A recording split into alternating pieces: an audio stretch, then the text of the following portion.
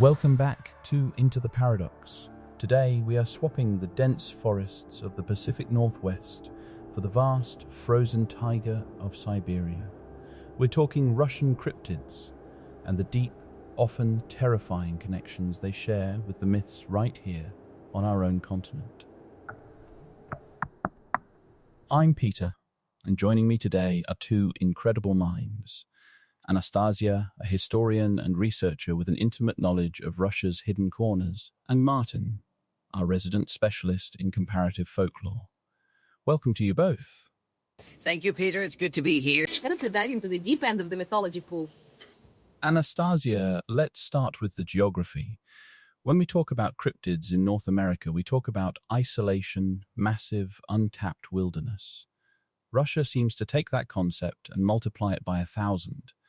Why does the sheer scale of Russia provide such fertile ground for folklore and potential undiscovered species? It's the isolation, but also the historical lack of centralized documentation in these remote regions. You have the European side, certainly, but consider Siberia or the Caucasus Mountains. This is territory so vast, so sparsely populated, that even if a species were discovered 200 years ago, that knowledge wouldn't necessarily propagate. For centuries, stories in these areas were the only way to explain what was glimpsed in the deep, dark woods. The scale validates the impossible. And Martin, when people think cryptid, often the first creature that crosses their mind is Bigfoot or Sasquatch.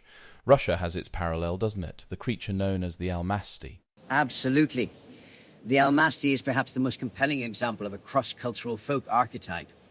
It literally means wild man, and its descriptions, hairy, bipedal, often aggressive, dwelling in high mountain regions or deep forests, are almost interchangeable with North American Sasquatch or the Eurasian Yeti.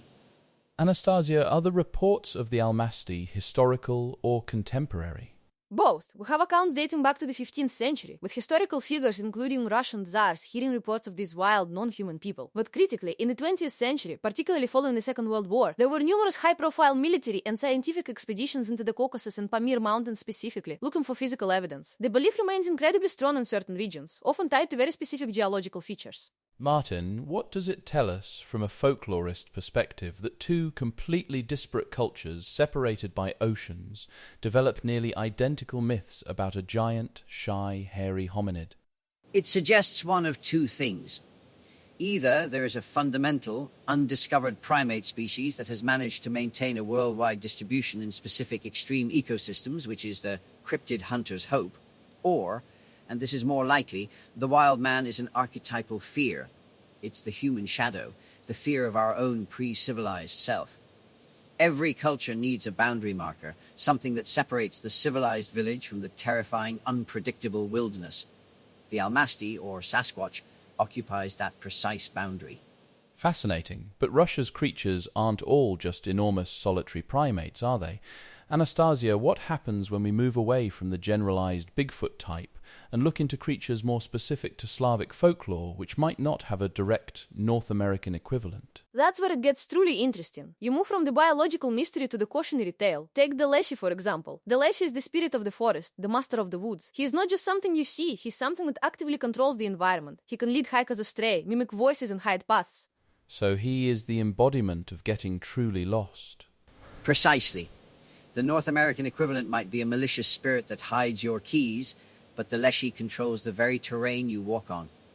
If you don't appease the forest will claim you. And there's a connection there, Peter, even if it's not a cryptid counterpart. When we look at the chupacabra in the Americas, it's tied to socioeconomic fear, fears of disease, fears of the unknown affecting livestock. The Russian forest spirits, like the Leshy or the domovoi in the house, tied to a different kind of fear, the fear of social and spiritual disorder, the need for appeasement. It's a reflection of the culture's greatest vulnerability. So, the creatures we create, whether they are gigantic wild men or mischievous forest spirits, are always serving as a lens back onto our own cultural anxieties. Always. The map of cryptids is effectively the map of human fear. On that chilling thought, we are going to take a quick break. When we return, we will discuss the Russian version of the Loch Ness Monster, the terrifying creature of Lake Labinkir, and whether the Soviet-era expeditions found anything conclusive. Don't go anywhere. Welcome back to Into the Paradox. Before the break, Anastasia left us with that fascinating idea that the map of cryptids is truly a map of human fear. And speaking of fear, let's dive into some truly bone-chilling waters now. Anastasia, Lake Labinkir. What do we know about this remote, icy lake and the monster said to inhabit it. Lake Labinkir is a truly formidable place. It's located in the Oymyakon region of Yakutia, in eastern Siberia. This is one of the coldest inhabited places on Earth, with winter temperatures often plunging to 50 KSU. The lake itself is deep, very deep, over 50 meters in places, and despite the extreme cold, it doesn't completely freeze solid in winter, which is unusual for lakes in this region. This persistent unfrozen area, Apalinia, fuels the mystery. Locals, the Evenks and Yakuts, have spoken for centuries of a massive, dark, aggressive creature they call the Labinkirski Chert, or the Labinkir Devil. A devil in the lake. So this isn't just a shy creature, like Nessie is often portrayed, but something more malevolent? Precisely. Descriptions speak of a creature with a large, dark grey body, a huge mouth, and sometimes a dorsal fin. Stories often involve it attacking fishermen or even dragging animals like reindeer into the water. Unlike Nessie, which is more of a curiosity, the Labinkir Devil carries a real sense of danger and dread for the indigenous people. It's that classic what lurks beneath trope, isn't it? But amplified by the extreme environment. The deep, dark, cold waters of Labinkir are far more terrifying than, say, a Scottish loch. It evokes a primal fear of the unknown in a hostile environment where survival is already a daily struggle. A monster in such a place isn't just a legend, it's an extension of the environment's inherent dangers. You mentioned Soviet-era expeditions, Anastasia. Were there any concrete findings, or was it just another dead end?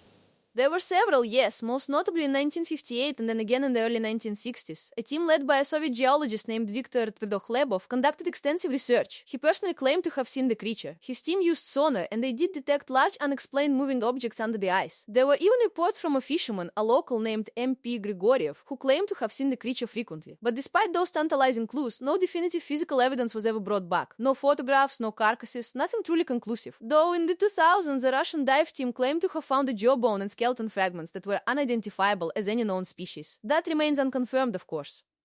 It echoes the pattern we see with many lake monsters, doesn't it? Anecdotes, tantalizing sonar readings, blurry photographs, but never that smoking gun. It keeps the mystery alive, which, from a folklorist perspective, is often the point.